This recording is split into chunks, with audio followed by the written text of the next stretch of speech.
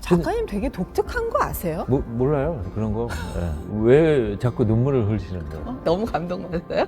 아니 이게 무슨 일이래요? 예? 제가 이정재 씨를 찍어서 이정재 씨예요? 예. 그때 제가 듣기로는 비디오 가게에 이 포스터가 붙었을 때 그렇게 많이들 뜯어가서 모자랐다고. 이 병든 고양이를 갖다 버리자. 나나를 그렇게 포기할 수가 없었어요. 그래서 이제 엄마를 설득해야겠다. 내가 이 고양이를 과제로 그려야 돼. 그때서야 이제 포기를 하시고 고양이를 돌봐주시더라고요.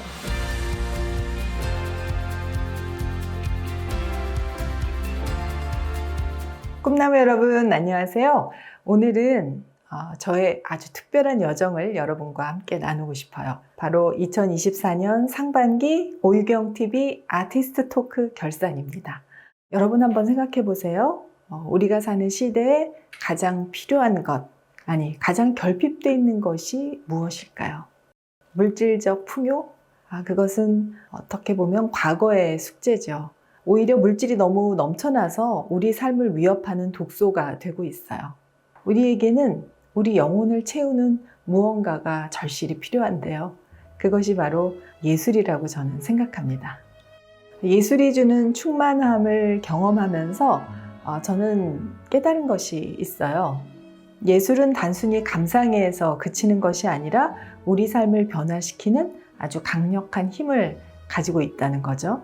아리스토텔레스가 한 말인데요.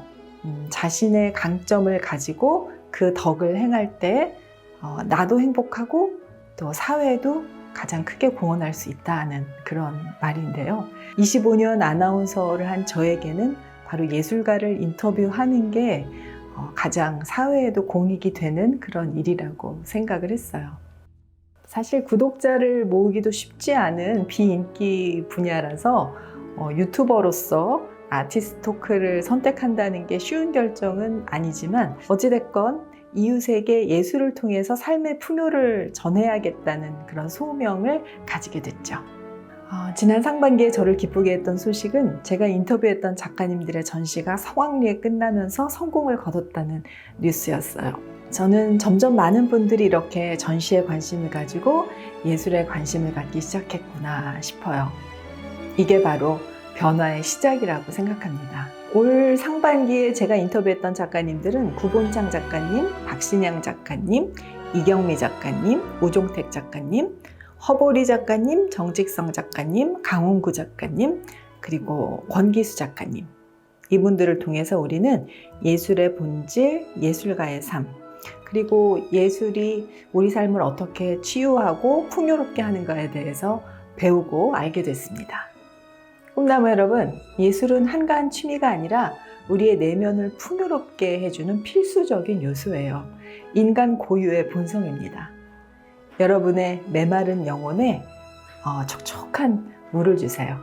오유경TV가 삶과 예술의 향기로 여러분과 함께 하겠습니다. 잊지 마세요. 2024년 하반기에도 오유경TV 아티스트 토크는 쭉 이어집니다. 자, 그럼 상반기 오유경TV 아티스트 토크 하이라이트 이어드립니다.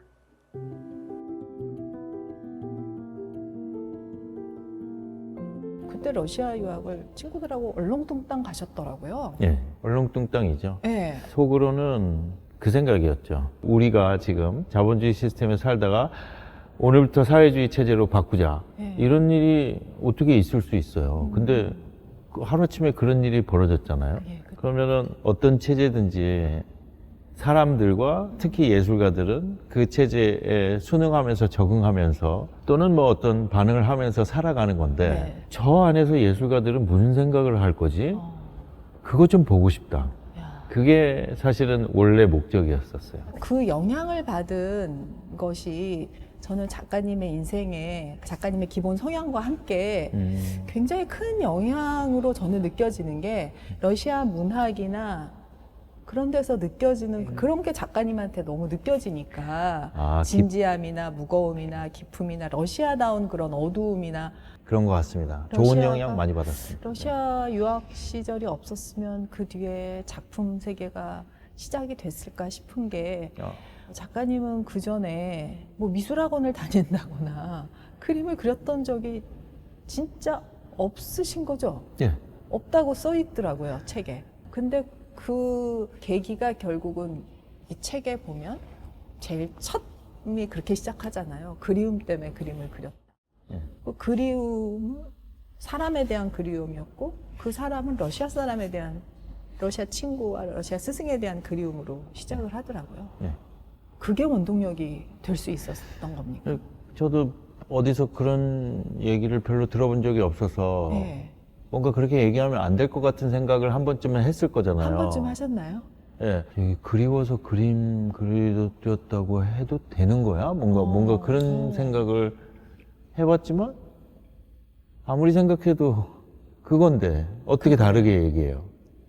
그래서 처음 그린 그림이 뭐였습니까? 친구 얼굴하고 선생님 얼굴이었죠. 그게 키릴이라는 친구와 예. 또 은사이신 압샤로프 선생님. 압시아로프.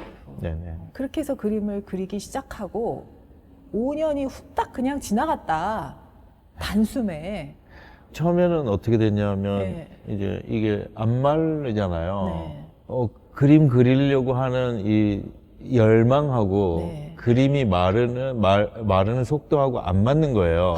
그러니까 내면이 엄청 응축되고 뭔가 꾹꾹 눌러진 게 이제 한 번에 지금 터지는 순간인 거죠. 잘 모르겠어요. 그게 뭔지. 네. 하여튼 너무 보고 싶은데 왜 그림을 그리고 있는 건지 그것도 나중에 생각하게 됐죠. 계속 그리는 거예요. 아니 이게 속된 말로 환장한다라는 얘기 있잖아요. 이해가 안 되는 거예요. 어느 날 갑자기 뭐 그냥 본능으로. 본능이죠. 맞습니다. 본능적으로. 그래서 연기도 그렇고 결국 본능이 어디까지인가, 감각의 본능이 어디까지인가에 대해서 한번 실험을 해보는 거죠. 자기 자신을 네, 소재로. 네. 이거는 더 그런 것 같죠. 이것도 더 그거 말고는 뭐가 있을까 싶을 정도로 그 밑에 겹겹이 쌓여 있는 이렇게 또 벗겨내면 또 뭐가 있고 하는 그렇게 따져보면은 저 깊은데 뭐가 들어있는 거지? 도대체 하고 싶은 얘기가 뭐며 그래서 표현하고 싶은 건 뭐며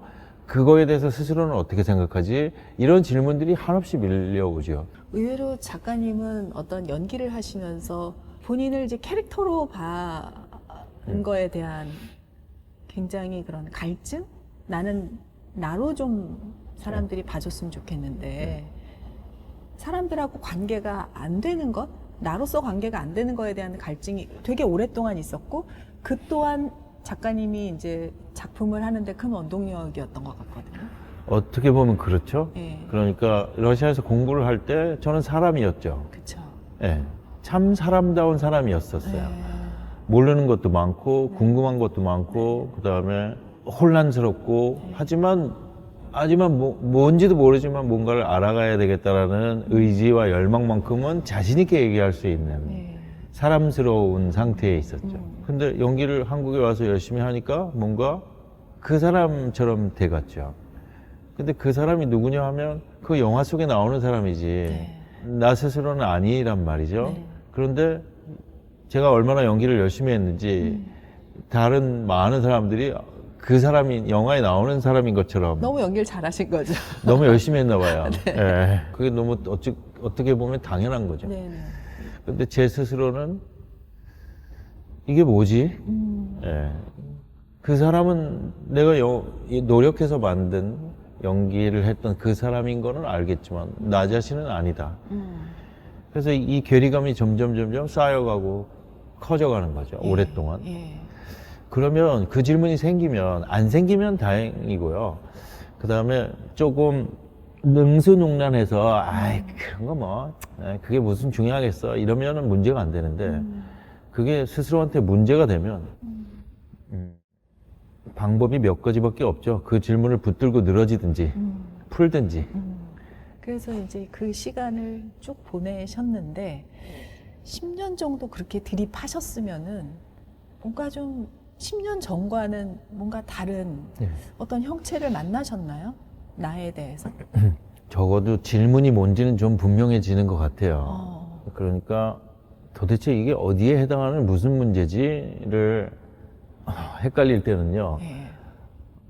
정말 감당하기 어려울 정도의 혼란감을 맛보는데요.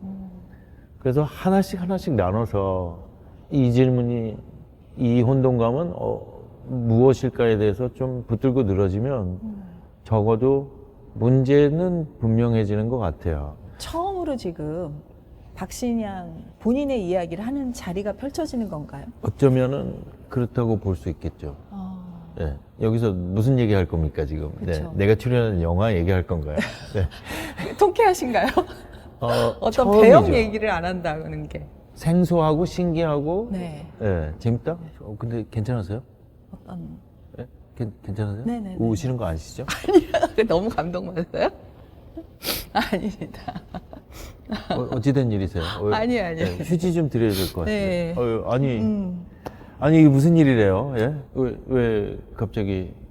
요즘 사회 경박단소 키치의 시대라고 할 정도로 그런 가벼움의 시대잖아요. 무겁고 긴 거 진짜 싫어하거든요. 근데 작가님 딱 무겁고 길어요. 10년 동안 그 무거움으로. 근데 작가님은 대중 스타였단 말이죠. 어떻게 보면 인기를 먹고 사는 직업이라고도 저희는 생각을 했는데 저는 그렇게 생각 안 그러니까요. 하는데요. 예술가 배우시더라고요. 박신양은 예술가더라고요. 이제 지금 잘은 더 지켜봐야 되겠지만은 이제 화가로서는 이제 미술사적으로도 이제 뭔가 더 생각도 하시고 뭐 이런 욕심은 없으실까 이제 그런 것도 사실 물어보고 싶은데 이제 눈 동그랗게 뜨고 저를 보시는데 그런 생각은 전혀 없으신 것 같아요. 그냥 내려오는 대로 그린다, 나는 내가 원하는 것만 그린다, 막 이러신 것 같아서. 그것만큼은 지켜야 되겠다. 네네, 그 생각을 그런 하는 거죠. 작가님이 혹시 이제 화가로서의 그러면 앞으로 어디까지 가고 싶다는 생각이 있으십니까? 네, 있습니다. 많은 분들한테 보여드리고 싶다. 그 많은 분들이 얼마나 많은 분들인지는 모르겠지만 네. 많은 분들한테 보여지기 위해서 일단 애를 좀 써보겠다. 어디까지 언제까지일지는 모르겠지만 그것부터 좀 하겠다 하는 생각을 가지고 있어요. 네. 작가님, 이 지금 사진 작가가 되게 된 네. 본인의 인생을 반추해 봤을 때 운명의 주사위는 네. 이때야. 한순간을 꼽는다는 그게 언제라고 생각하세요? 독일에서 물론 공부를 하면서 사진을 접하게 됐고 네. 아마도 작업을 하면서 그림 회화하는 수업도 있고 판화도 있고 뭐 네. 사진 클래스도 있고 많은 클래스가 있었는데 네. 과목 선생님이 교수님이 칭찬을 많이 해주신 게 그때 아 그래 이 길로 가야 되겠다 하는 생각을 한 것 같습니다. 스승님의 네, 교수님이 칭찬도 했고요. 저는 사진으로 할 수 있는 카메라가 할 수 있는 그 매력이 너무 매력적이었어요. 제가 뭐 수집하는 게 제 모든 그 취미와 네. 모든 거의 시작이듯이 이미지를 채취하는 게 일종의 이미지 수집인 것 같아요. 네. 그래서 길을 가다가 아름다운 풍경, 뭐 멋진 사람, 모든 거든지 카메라에 제가 담아놓으면 그게 필름에 담기고 그게 내게 돼버리잖아요. 예. 그런 그 수집의 느낌이 저한테는 너무 행복했고 아 이걸 내가 해야 되겠다. 뭐든지 내게 되는구나. 그 영혼을 내가 훔치는구나. 그리고 그게 너무 내 마음에 들게 작품으로 완성이 될 때는 사진은 길에서 찍으면 두 번 다시 똑같은 건 재현될 수가 없잖아요. 그렇죠. 내가 바로 이거를 이 순간에 이것이 가지고 있는 최고의 매력과 묘한 그 분위기를 잡아냈다 하는 그 희열이 나를 이게 몇십 년을 끊이지 않게 계속하게 만드는 것 같습니다. 이 전시에 좀 흥미로웠던 것이 파울로 코엘료의 연금술사라는 소설에서 네, 좀 네. 모티브를 가져와가지고 네. 작가님을 이제 산티아고의 비유를 했어요. 그래서 제가 좀 여쭈고 싶은 게 네. 산티아고에게는 네. 그 멜키세덱이라는 멘토가 있었습니다. 네. 그 멘토 때문에 이제 꿈을 찾아서 자기의 가진 양을 다 지금 팔아버리고 나서게 되는데 작가님께 멜키세덱을 꼽으라면 누가 있을까요? 그 안드레 겔프케라고 예. 그 독일에서 있을 때 제가 평소에 서점에서 너무 감동을 받은 작가한테 느닷없이 연락을 했어요. 아까 유럽 사진에서 볼 수 있는 그런 사진들을 계속 찍었는데 이대로 갈 수는 없는 거예요. 뭔가 나의 길이 딴 데 있는 것 같아서 모르는데 전화를 하게 됐어요. 모르는 네, 전화번호부를 찾아서. 아. 근데 그분이 아 그래 그럼 와서 한번 네 작품을 보여라. 그래서 이제 제가 들고 가서 보여줬더니 네. 스트리트 포토를 보면서 잘 찍긴 했지만 유럽에 사는 사람이 찍었는지 너처럼 이렇게 외국에서 와서 사는 사람이 찍었는지 알 수가 없다. 한국에서 온 너의 내 길을 찾아야 되지 않냐. 너의 이야기를 해야 되지 않냐. 그래서 저는 오히려 잘 찍으려고 애를 썼던 완벽한 구도와 완벽한 색깔을 까티브레송처럼 찍으려는 했던 거를 오히려 버리게 된 거예요. 그럼 나를 돌아보자. 내가 할 수 있는 건 뭐냐. 나는 한국에서 돌아와서 어떤 이야기를 할 수 있나. 그렇게 저를 돌아보는 계기가 저한테는 아마 하나의 큰 계시를 받은 게 아닐까 생각합니다. 작가님한테 그 내려놓은 건 뭘까? 산티아고에는 양을 다 내려. 양치기한테 양은 다 내려놓은 거거든요. 네. 작가님도 다 내려놓으시고 그러니까 뭐 선택하신 다른 것 같아요. 거보다 그 완벽하려고 하는 그런 그 아름답게만 찍으려는 거를 내려놓게 된 거죠. 물론 그것도 찍을 수는 있죠. 네. 그러니까 일반 대중을 위해서, 잡지를 위해서, 뭐 카렌다를 위해서 제가 아름다운 걸 찍을 수는 있어요. 그런 기술은 제가 습득했지만 네. 그것만을 제 작업의 메인으로 삼지 않게 된 거는 확실히 제가 그거는 내려놨다고 생각을 하는 것 같아요. 한국으로 돌아오셔서 그때는 나이도 이제 꽤 성인이 되셔서 그럼 이제 직장도 가져야 되고 예. 뭔가 32. 죄송합니다. 그렇죠. 32이셨죠. 간게 32, 20. 33. 예, 그렇죠. 그러면은 그때부터는 좀 사회생활을 해야 네, 네. 한 사람의 몫을 하는 거 아닙니까? 네, 네. 근데 그 당시에 뭐 작품 팔아서 불가능했죠. 돈이 있을 수도 없고 네. 하니까 엄청 고생하셨을 것 같은데요. 예, 그게 저한테는 제일 힘들었던 시기긴 해요. 경제적으로 그러니까요. 또 작가로서 인정을 받기 어려웠기 때문에 네. 85년에 귀국했는데 아마 올림픽 될 때까지 한 3년 정도가 제일 갈등의 시기였고 그래서 그 당시에 나름대로 열심히 카메라 2대를 메고 흑백 필름 하나, 칼라 슬라이더 하나 2대를 메고 다녔죠. 그 열심히 도시는 그렇게 찍었지만 집으로 돌아와서는 퍼포먼스처럼 갈등하는 내 모습을 기록도 하고 했던 게 바로 나한테는 그런 일종의 해소, 어떻게 보면 나를 용기를 더 북돋으려고 채찍질을 하는 일종의 나와의 싸움이었던 것 같아요. 작가님 기획자기도 하시니까 인생 작품을 좀 이렇게 5개를 꼽아서 이야기를 풀어 나가신다면 어떤 작품들을 꼽으실지 궁금해요. 어렵네요. 개인적으로는 네. 저는 정물만으로 네. 한번 전시를 제대로 하고 싶어요. 정물이라 그러면 죽어있는 대상이긴 네. 한데 죽어있는 대상을 어떻게 살아있는 듯하게 어떻게 얘가 숨쉬는 듯하게 네. 할 수 있나 하는 게 제가 항상 노력하는 최근의 네. 그런 문제이기 때문에 네.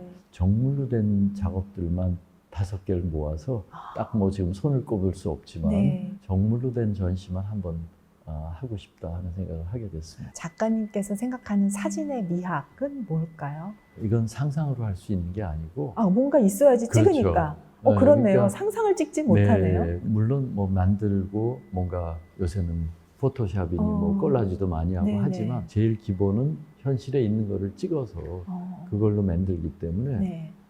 사진은 결국은 현실을 어떻게 잘 보고 캐치하느냐 네. 이게 굉장히 중요하다고 생각합니다.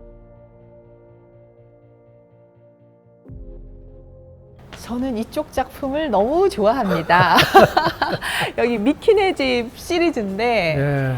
그 작가님이 요 미키네 집을 시작하게 된 이야기부터 좀 해주세요. 그 얘기는 불광동 재개발 지역을 돌아다니면서 네. 이 미키네 집을 주었어요. 이거 굉장히 재밌는데 어디다 쓸까 네네. 하다가 이런 담장이나 이런 데 올려놓고 찍어봤습니다. 너무 재밌어요. 그리고 이제 일종의 상징성이 생기더라고요. 그러니까 저희 같은 사람들 또래가 어렸을 때 네. 일종의 꿈꾸는 이상적인 집의 하나가 2층 집, 양옥집 그런 집을 실제로 갖지는 못했지만 그런 집 같은 거예요. 그렇죠. 그리고 그래서 일종의 꿈꾸는 집의 일종이구나. 그래서 여기다 올려놓고 찍으니까 그 분홍색 지붕과 노란색 벽체와 이게 맞아 떨어지더라고. 그러면 작가님께서 이렇게 어떻게 보면 다 허물어져가는 그런 공간에 이걸 놓은 이유는 어디 있으신 거예요? 일종의 생뚱맞음. 생뚱맞음. 그리고 또 하나는 이 현장에서 주었다는 현장성. 그리고 그 다음에 미키네 집이 갖고 있는 상징성. 그런 것들을 다 복합적으로 생각해서 여기다 뒀던 거죠. 뭔가 어떤 단란한 한 가정이 살고 있었던 그런 공간에 대한 따뜻함이 애잔하게 느껴진다고 할까? 느껴지는데 동시에 이렇게 깨진 거 보면 뭔가 그 가정에 문제가 생겼나 이런 약간 느낌도 그런- 살짝 네, 들고 네, 네, 그래요. 이제 그건 뭐 보는 사람 그러니까 이제 상상에 따라 다르겠지만 철거촌에서 네. 나간다는 것이 어떻게 보면 현대적인 공간이 세워질 거지만 여기에 있던 사람들은 갈 곳이 없어서 더 어려운 곳으로 가는 분들이 많으시잖아요. 많죠. 실제로 재개발을 하면 원주민 입주율이 그렇게 높지가 않더라고요. 그러니까요. 그래서 그런 느낌들이 이제 와닿아서 좀 애잔해지더라고요. 그리고 그렇군요. 한 가지 재밌는 게 네. 이걸 보고 이거 우리 집에서 찍은 거다 그래요? 라고 얘기해. 그게 어디냐면 그 집이 네. 저기 저 집. 어머, 여기 가면 이게 이제 네. 불광동에 북한산 아래 있었던 거의 산동네에 불광동. 가까운 재개발 지역이거든요. 네네네. 물론 다 흘려서 없어졌고. 없어졌나요? 저를 찾아왔던 사람들은 이 집. 아니 그러면 지금 여기는 뭐가 됐어요? 아파트촌이 됐고, 그리고 저 뒤쪽으로는 이제 북한산 둘레길이 있고요. 그래서 잘 보면 저희가 항상 이 집들에 대해서 감탄했던 게 이 집들은 집을 지을 수 있는 장소가 사실 아니잖아요. 그러니까 평지를 거의 만들어서 그 위에다 집들을 지었어요. 네. 그리고서 바위가 큰 바위가 많으니까 담장에 바위가 그냥 있어요. 그게 진짜 바위? 진짜 바위예요. 와. 그리고 어느 집은 가면 집안에 벽 한쪽이 바위예요. 그냥. 그런 집도 있어요. 그러니까 그 사람들이 집을 갖고자 하는 열망, 그리고 그걸 만들기 위한 노력들이 너무 놀라웠어요. 이제는 볼 수가 없는 볼 수가 없죠. 지역이고. 이걸로만 볼 수 있어요. 이게 그래서 선생님 작품이 기록적인 역할도 하게 그게 되는- 저도 놀랬던 점이에요. 그러니까 제가 처음에 이걸 찍을 때는 이 작품들이 그렇게 기록이 되리라는 생각을 네. 별로 안 했거든요. 네, 네. 그다음에 이런 것들에 대해서 사람들이 관심 별로 없다는 것이 오히려 놀라웠어요. 재개발에. 그래서 그거 찍기 시작했는데 시간이 지나니까 기록이 됐어요. 그리고 이 작품 같은 경우에는 사실 사진 그대로가 아니고 거기에도 좀 개인적 느낌을 주고 싶어서 룩백으로 프린트를 한 다음에 채색을 한 거거든요. 붓터치가 다 붓터치를 일부러 느껴지는데요? 이렇게 조그맣게 해. 어. 그리고 일부러 채색했다는 걸 보여주려고 흰 물감도 일부러 늘어뜨린 거예요. 그러니까요. 이거 색칠한 거예요. 예, 그러시니까요. 가상과 현실이 왔다 갔다 하면서 많은 생각을 하게 하는 그런 네. 작품인데 저도 제 작품을 아예 다시 보게 됐어요. 그러니까 불광동 시리즈를 정리하면서 내가 알던 그 작업이 아니네 그런 생각이 드는 거예요. 왜냐하면 뭐 아까도 말씀드렸듯이 사진이 갖고 있는 기록성이 네, 전면으로 부각되는 거예요. 네. 그러면서 동시에 이 작품은 괜찮아 하고 만들어놨던 작품 말고 그냥 그러지 않았던 작품들이 오히려 더 말을 많이 하기도 하는 거예요. 시간이 지나니까 이게 다르구나. 작가님은 이런 계속 재개발 현장에 기록을 남기고 기억을 끌어내는 이유는 어디 있으신 거예요? 우선은 제가 재개발을 찍으려고 꼭 해서 찍었던 건 아니에요. 네. 제가 이 재개발 현장을 처음 본 건 부천 쪽에서 살 때 머리 위로 비행기가 막 지나다녔어요. 그래서 너무 시끄러워서 사람들이 항의를 시작해서 굉장히 넓은 동네가 거의 폐허가 돼 있는 거예요. 그래서 너무 놀라서 그걸 찍기 시작한 게 오세리 시리즈가 됐고 그때부터 재개발과 그런 일에 대한 관심이 생겼죠. 네. 그리고서 이제 불광동으로 작업실을 2001년에 옮겼는데 거기서 주위 근처에 저렇게 재개발이 이루어지고 있었죠. 그래서 찍기 시작한 게 여기까지. 재개발 시리즈가 됐어요. 그래서 작가님 작품의 어떤 특징이나 이런 거를 산책자로서의 작품, 그러니까 뭐 의도하고 찍었다기보다는 이제 주변에서 발견하면서 의도가 생긴 그런 네, 그런 작품들이 케이스가 아닌가. 있어요. 그러니까 네. 제 작업은 어떤 의도를 갖고 이랬다기보다도 현실을 먼저 마주치고 먼저 하고. 그리고 내가 찍는다는 건 뭘 뜻할까? 나는 이걸 통해서 뭘 얘기해야 되나 네, 하는 네. 것이 차근차근 정리가 되어가는 스타일을 비슷해요. 그러니까 네. 제가 기본적으로 생각하는 게 작가가 작품을 한다는 건 세계에 대해서 자기 하고 싶은 얘기를 하는 거잖아요. 그리고 그것의 매개가 되는 게 제 경우에는 일단 현실성.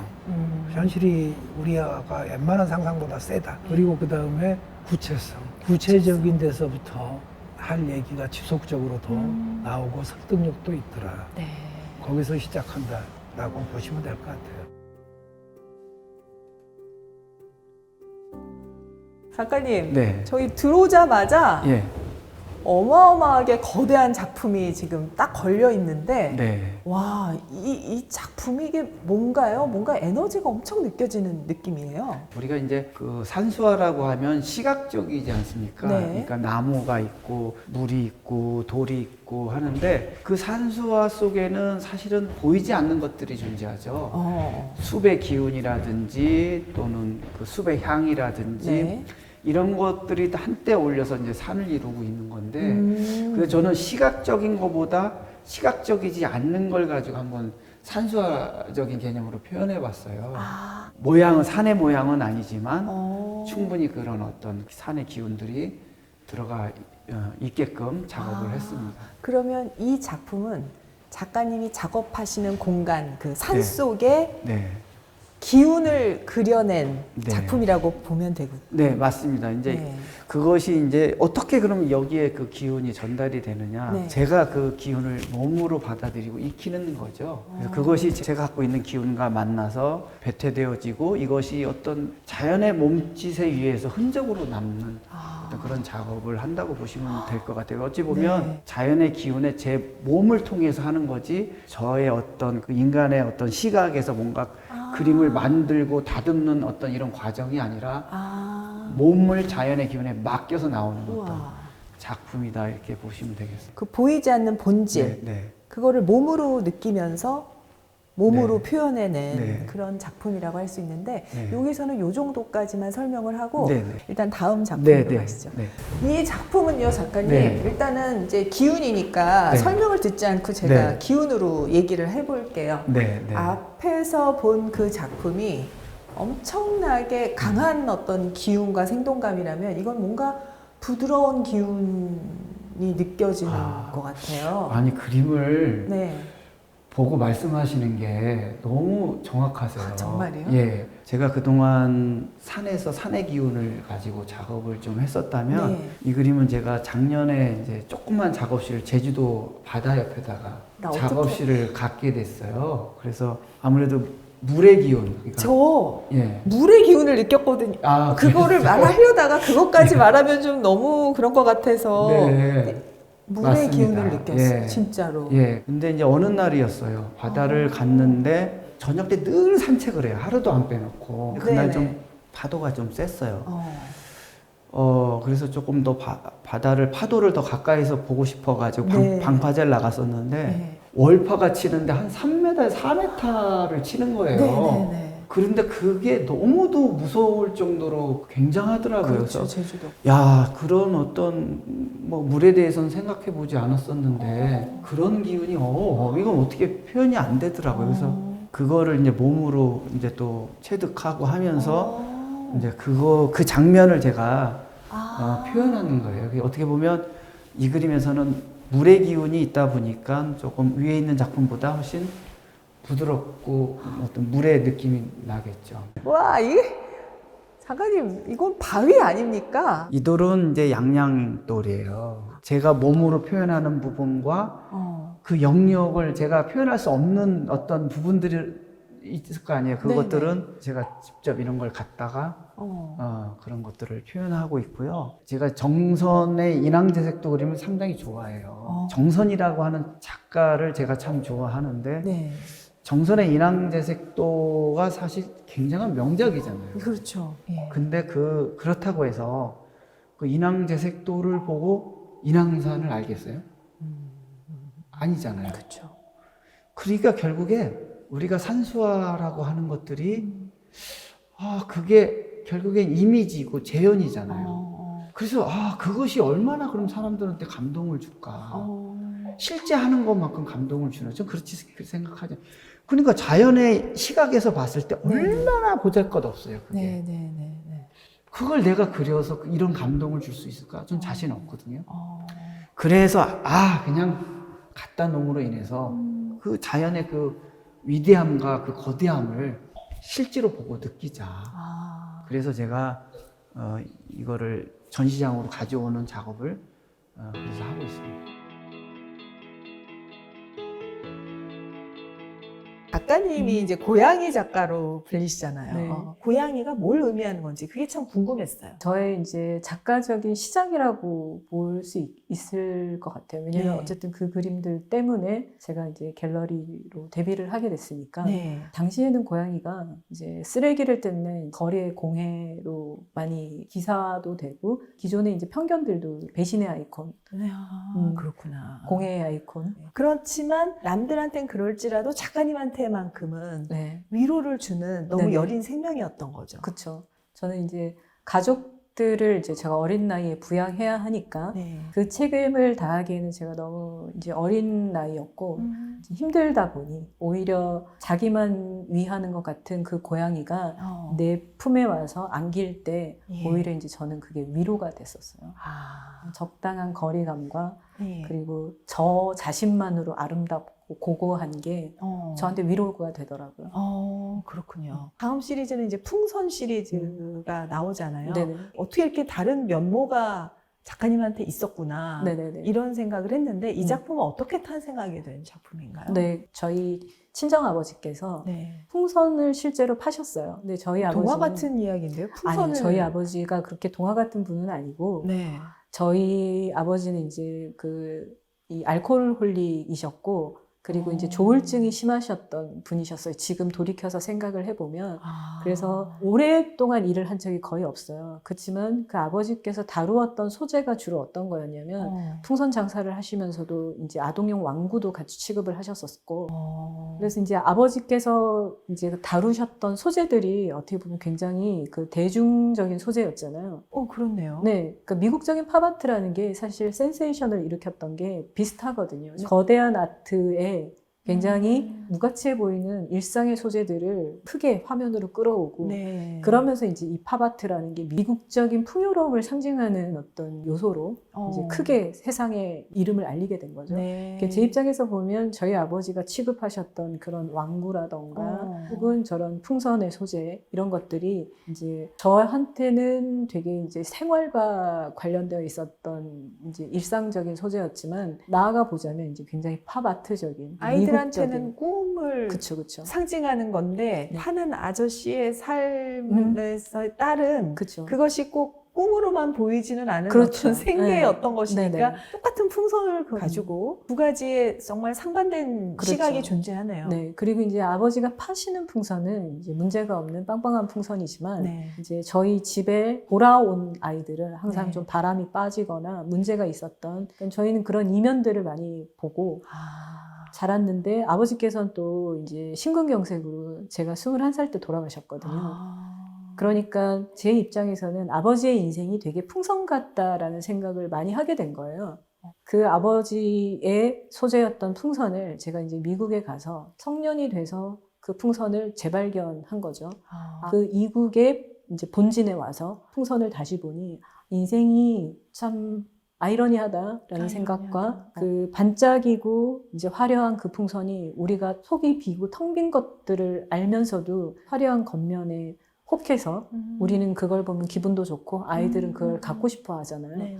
그게 우리가 무언가를 추구하지만 이제 궁극에는 가질 수 없는 You don't own me의 세계와 동일하다라는 생각이 많이 들어서 저 나름으로 보자면 아버지의 소재를 빌어온 인생에 관한 이야기인 거죠. 작가님은 은근히 좀 소외된 것이라든가 좀 남들이 주목하지 않는 부분에 주목하시는 네네네. 거네요. 저 스스로가 그런 출발이었다고 생각을 하거든요. 시골에서 이제 자랐고, 네. 그리고 약간 성장기도 좀 불우했었고, 네.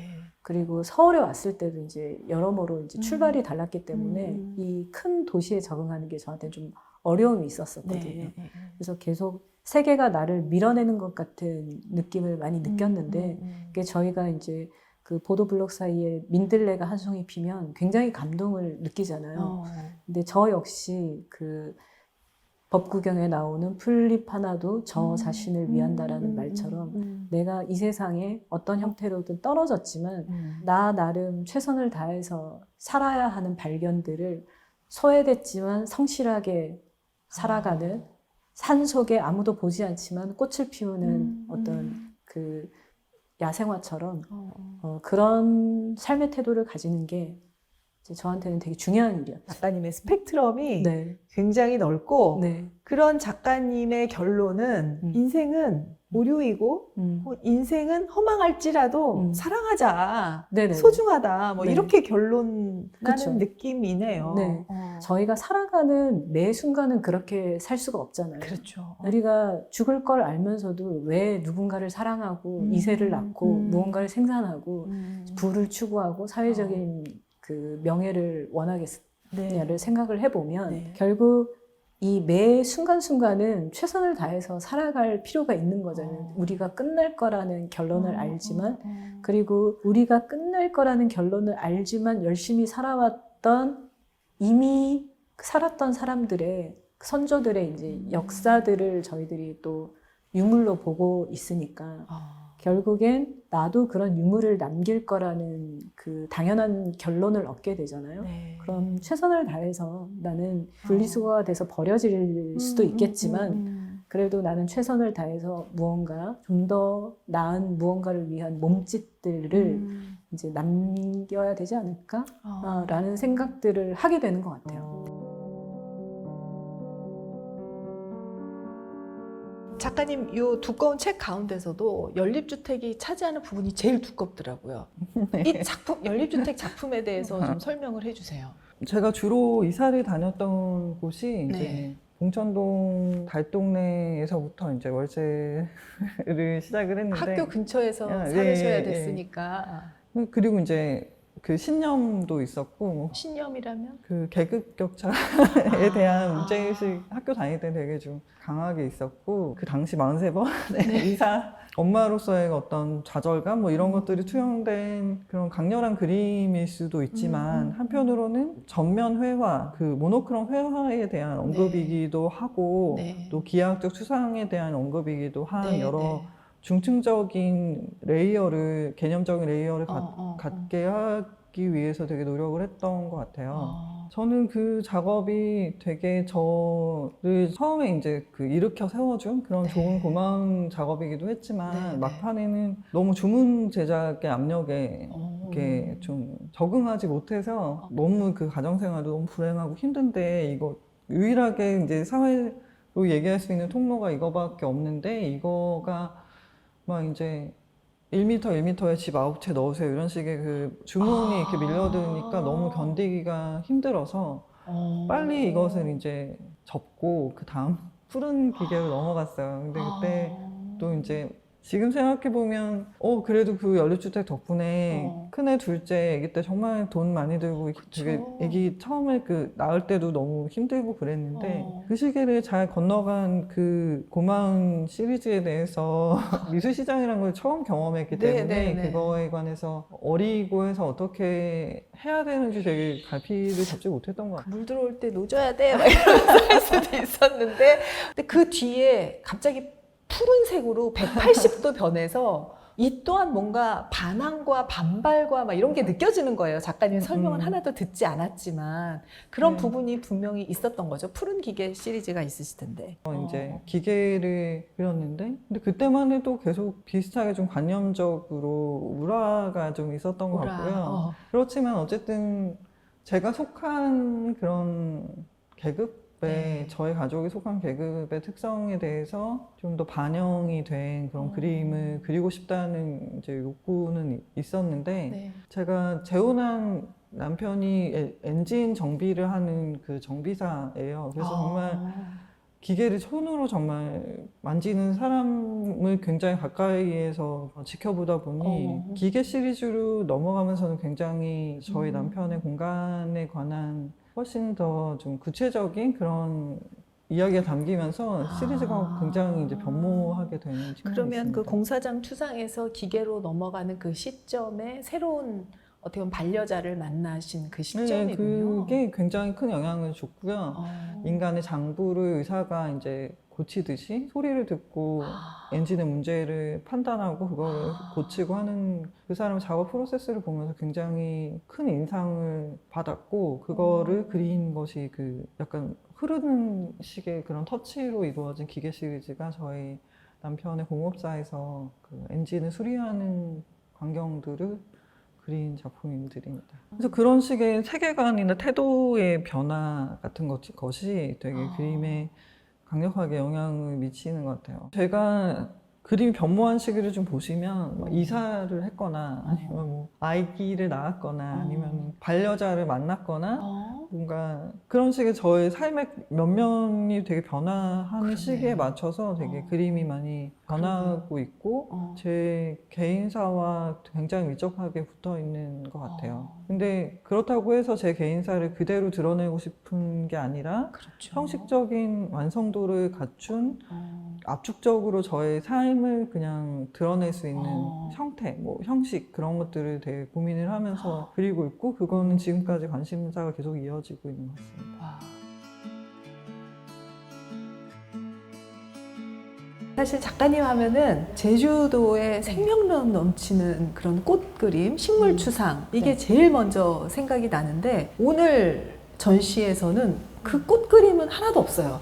지금 저희 벽에 있는 이 그림 작가님 작품 맞죠? 네네, 제가 2016년부터 그 무렵에 하던 작품이고요. 그러니까 거의 한 7, 8년 정도 됐죠. 그때는 사실 제가 전공 회화를 하긴 했지만 그림을 그리지 않고 설치 작업이나 자수나 바느질 뭐 이런 거를 많이 했었어요. 작가님 이 작품을 좀 설명을 해주신다면 이건 뭘 나타낸 작품인가요? 살다 보면은 작업에 굉장한 영향을 주는 씬들이 있는 것 같아요.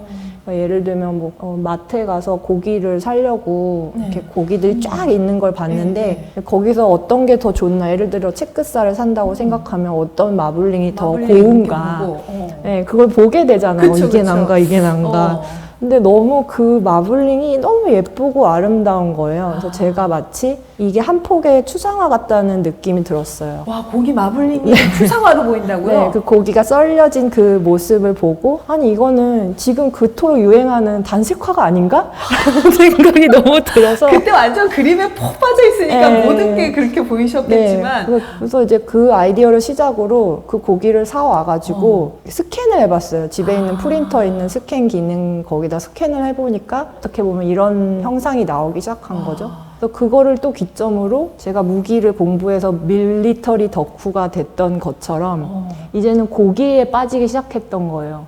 어떻게 보면 이 고기라는 거는 전쟁의 전리품일 수도 있고 그리고 또 우리가 원시 시대에서 사냥을 나가서 그 사냥 사슴고기의 어떤 그런 걸 수도 있고 그 사슴고기는 또 우리가 일을 해서 번 돈의 형태일 수도 있는 거잖아요. 그런 것들이 모두 녹여져 있는 저만의 어떤 고기라는 소재에 대한 선택이 있었죠. 그래서 힐링을 주는 그 작은 팩 안에 그 고기의 단면, 저는 그 얼룩얼룩한 그 무늬 같은 거가 굉장히 그 안에 빠져들고 싶고 이게 굉장히 힐링되는 그 순간이었어요. 그리고 저는 지금 현재 사람들이 직장 다니면서 이제 돈을 벌고 그걸로 소고기도 사 먹고 뭐 애들도 키우고 하지만 저는 그 삶이 돌아가는 형태 자체가 원시 시대랑 다른 게 하나도 없다고 생각했어요. 그래서 움집에서는 어떤 여자가 애가 나가지고 이제 애의 젖을 먹이고 있으면 같이 있던 남자가 나가서 사냥을 해오잖아요. 그러면 내가 그거랑 달리 사는 게 하나도 없던 거예요. 제가 느끼기에는. 본질적으로는 같다. 네, 너무 같아서 고기팩을 보고 사슴고기를 생각하고 어깨에 창을 메고 나가는 남편의 모습을 생각하고 그리고 제가 그때 당시에 무기 시리즈를 바느질로 많이 했기 때문에 아 이걸 어떻게 평면으로 갈까, 또 어떤 전개, 작업의 또 다른 도약 어떤 그런 면에서 나왔던 작업입니다. 와, 그렇군요. 네. 그럼 그 무기를 표현할 수 있는 매체가 참 다양했을 거 아니에요. 네. 근데 바느질을 선택했던 뭔가 개인만의 이유가 있었을까요? 일단은 제가 결혼하고 바느질을 너무 좋아했어요. 아기 가졌을 때 태교의 개념으로 뭔가를 취미생활 해야겠다 하고 갔던 게 이제 퀼트 하는 그런 공방 같은 데였어요. 근데 저는 그게 너무 재밌는 거예요. 그래서 배가 불러서 만삭인데도 막 서서 막 이불을 짓고 막 그랬어요. 진짜요? 그래서 막 그게 너무 좋았던 것 같아요. 그래서 그런 이제 경험이 있었고, 그리고 일단 제가 말하고자 하는 게 경쟁 구도에 있다가 모든 기운을 다 빼고 집에 왔을 때는 마치 그게 흐느적거리는 총이나 무기처럼 느껴졌던 거예요. 그래서 제가 어떤 그 텍스처, 흐물대는 무기를 만들 건데 되게 흐물되어야 돼. 그래서 선택한 거기도 해요. 인형의 촉감이나 굉장히 힘이 없고 무력한. 네. 그렇지만 따뜻한 그 안에 인간성은 아직 살아있을지도 모른다는 어떤 희망 같은 거. 네. 그래서 이런 소프트 스컬프처의 형태로 만들게 된 것 같습니다. 이렇게 물어보는 게 조금 이상하긴 해요. 워낙 아버님께서 허영만 화백이시니까 네. 타고났을 거라 사람들은 생각하지만 그래도 꼭 부모하고 같은 재능을 타고나는 건 아니니까 언제 발견하셨어요? 그림의 재능을? 그냥 맨날 그렸던 것 같아요. 어릴 어린 때부터요? 시절 때부터 뭐 그게 몇 살이라고 말하기도 뭐하는 아기 때부터. 와. 그리고 미술학원을 꼭 가야 되는 거고 남자애들 태권도 가듯이 저는 미술학원을 원래 가야 되는 애고 가면 좋아하고 그리고 아버지가 맨날 이제 집에서 뭔가 스케치를 하고 있을 때 그냥 옆에서 이렇게 어깨에 매달려서 이렇게 보는 게 그 기억, 그 터치 그게 다 생각이 나요. 그게 그냥 몸에 어떻게 보면 익어 있는 네네. 그런 거였군요. 아버지가 같은 분야는 아니시지만 그래도 그림이라는 네. 곳에 같이 있으시니까 아버지한테 배운 거는 뭐고 아버지를 극복해야 됐던 건 뭐가 있었는지. 아버지한테 배운 거는 자기 관리하는 거, 시간 관리도 되고 체력 관리, 그리고 어떤 공감, 같은 예술가로서의 공감대. 그건 또 이제 어머니는 모르는 분야. 그쵸. 예를 들면 제가 작업하다 너무 외로운 거예요. 그래서 아빠 너무 외로워 이렇게 썼더니 원래 외로운 거다. 원래 외롭다. 치열하게 외로워야 뭐가 나온다. 작가는. 네. 그리고 뭐 이제 전시를 하거나 했을 때 그냥 문득 문자를 하나씩 보내요. 예를 들면 붓을 놓지 마라. 그냥 별로 길지도 않잖아요. 극복해야 될 거였던 건 뭐냐면 사실 같은 만화계가 아니지만 굉장히 시선들이 있잖아요. 그러니까 뭐 예를 들어 제가 막 제 나름대로 허볼이라는 이름을 걸고 젊은 작가로서 막 패기 넘치게 하고 싶을 때 이제 다른 분들이 막 연락이 와서 내 작업에 대해서 궁금해 하시나 보다 했는데 그게 아니었던 거예요. 아버지에 대한 네. 관심. 아버지랑 혹시 연락이 될 수 있을까요? 뭐 이런 얘기도 많이 들었고 그래서 굉장히 그런 것들을 극복하는 게 저 나름대로는 저한테는 숙제였어요. 아버지는 잘 모르실 수도 있겠지만 누구의 딸이 아니라 허보리의 아버지가 누구다 뭐 이렇게 바뀌어야 되는 게 아닌가 막 이제 근데 그게 한번 극복됐다고 느껴진 순간이 언제였냐면 어느 날 이제 작업실에 있는데 아버지가 오셨어요. 그러더니 뭐 야 내가 어제 저녁에 모임을 갔는데 허영만 선생님 혹시 허보리 선생님의 아버지세요? 이렇게 물어봤다는 거예요. 그래서 뭐 내가 허보리 선생님 그림을 뭐 좋아하는데요? 뭐 이렇게 얘기를 하셨다는 거예요. 그래서 저는요, 그 말을 들었을 때, 나 이제 진짜. 이제 나 드디어 독립했다. 야, 이게 40년이 걸릴 일이야? 막 이러면서. 이제는 됐어. 네, 그런 아주 기뻤던 순간이었습니다.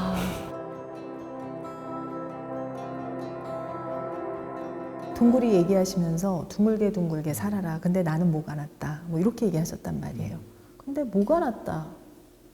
작가에게 필요한 덕목이 아닌가 저는 생각했어요. 뭐가 낫다는 거는 결국 내가 기존의 관습대로 살고 싶진 않아. 뭔가 내가 주장하는 게 있다는 얘기거든요. 그래서 저는 그게 궁금했어요. 작가님이 거부하고 싶었던 관습은 뭐였을까? 제가 못하려고 한 게 아니라 제가 하고 싶은 방식이 그 여러 가지 제 주변 환경하고 부딪힐 수밖에 없었던 것들이죠. 제가 태어난 동네가 뭐 지금은 변했겠지만은 어릴 때만 해도 되게 엄청 고지식한 동네였거든요. 거기에다가 저희 집 환경이 매우 어려운 환경, 너무너무 어려운 환경이라서 그림을 그린다는 건 말이 안 되는 상황이었었어요. 물감 살 돈도 없었거든요. 고등학교 가서도 미술학원을 갈 돈이 없었어요. 그래서 제가 입시 준비하는 거에 대해서 아무런 관심이 존재할 수가 없었어요. 그림 그리는 직업이 가장 바닥 직업이었기 때문에 아버지가 솔직히 좀 부끄러워하셨어요. 아들을. 당신의 아들이 미대를 갔다는 거를 도저히 말을 할 수 없어가지고 제가 대학교 2학년 때까지 아버지가 주변에 얘기를 안 하셨어요. 그냥 뭐 대학 갔어 이 정도였겠죠. 그러니까 환경에 순응하지 않고 환경을 극복해 해서 미대를 가신 거예요. 어떻게 보면 작품의 지금 이런 독창적인 것, 어디에 뭐 속하지 않고 본인의 화풍을 마련할 수 있었던 것도 자연스러운 결과처럼. 저는 그게 의문이 많이 들어가지고 그 당시에 저희 학교의 화풍이 굉장히 먹을 많이 쓰는 화풍이었는데 저는 아무리 김홍도나 신윤복 그림을 봐도 저렇게 시커먼 그림을 본 적이 없었던 거예요. 이제 그럴 수밖에 없었던 게 그때가 송수환 스님의 수묵운동, 이 80년대에 우리나라 화단에 큰 이슈를 일으켰던 직후였거든요. 그러다 보니까 먹 작업을 아주 많이 선배들이 많이 하고 있었었는데 그걸 모르는 상황에서 내가 딱 봤을 때는 이게 조선시대 그림하고 무슨 관계가 있지? 의문이 들기 시작했던 거죠. 네. 예, 그거는 지금 현재 지금 이 스타일이 나오기 전부터 그랬었는데 제가 대학원을 졸업할 때쯤에 첫 개인전을 했었는데 그때는 전통 한지에다가 사람을 실루엣으로 까맣게 그린 다음에 주로 뒷모습을 네, 많이 맞아요. 그리셨죠. 그래서 커팅을 해가지고 벽에 설치하는 작업을 했었거든요. 그 작업 너무 멋있더라고요. 이제 그 뒷모습은 IMF 때 힘들어하는 사람들의 모습을 그린 건데 그때에 어떻게 지금 사람들의 본질이 뭘까? 뒷모습이야말로 그 사람이 가릴 수 없는 저걸 내가 캐치를 하면은 그 사람의 본질을 내가 더 잘 표현할 수 있을 거라. 앞모습보다 그렇죠. 뒷모습에서 이건 그 우리가 사람을 더 읽을 수 있다. 화장을 할 수 있으니까. 예. 뒤는 감추기가 쉽지 않잖아요. 그래서 그 작업을 굉장히 발전시켜 나갔고 오려낸 것도 나는 왜 맨날 이 사각 화면에서만 내 이미지가 존재해야 될까라는 생각을 해가지고 이 틀이 너무 답답했던 거예요. 그래서 이 공간 자체에 내 그림이 존재할 수 있지 않을까 하는 생각으로 그러면은 벽에, 바닥에, 천정에, 기둥에 내가 원하는 이미지가 부착이 되면은 그 공간과 일체가 되지 않을까. 그리고 이 이야기는 영원히 계속 그 공간을 타고 흘러가지 않을까. 이 공간 전체가 제 이야기가 되는 거죠. 그 화면이 아니라. 네네. 그런 생각으로 그런 설치 작업을 했었었죠. 그 작업 굉장히 멋있더라고요. 하지만 그 작업도 나름대로 답답한 부분들이 있었어요. 그 고민을 또 한 2, 3년 하면서 그때 느꼈던 게 뭐냐 그러면 제가 너무 위선적으로 살았구나. 내가 작가스러운 작업을 해야 되는구나. 의식이 들어있는 사회 정신이 들어있고 기법적으로도 아주 월등하고 뭔가 심오하고 정말 작가스러운 나 이런 작가야. 나 좀 잘 나가는 작가야. 이걸 보여줘야 된다는 그게 망상이었죠. 망상적 우월감이었었죠. 그래서 어떻게 했냐 그러면은 제가 작업실에 가서 큰 전지, 한지 전지니까 꽤 커요. 한 2m가 넘어요. 그 종이를 붙여요. 붙이고 먹을 붓고 좋아하는 음악 CD를 넣고 플레이 버튼을 눌러요. 그때부터 붓을 잡고 드로잉을 시작하는 거죠. 그 전에 뭘 그릴지도 생각 안 하고 그때 그리고 싶은 거, 떠오르는 거, 느껴지는 것들을 붓을 대면서 시작하는 거예요. 그래서 그 음악이 딱 짠 끝나는 순간 얼마큼 그렸는지 관계없이 붓을 떼는 거죠.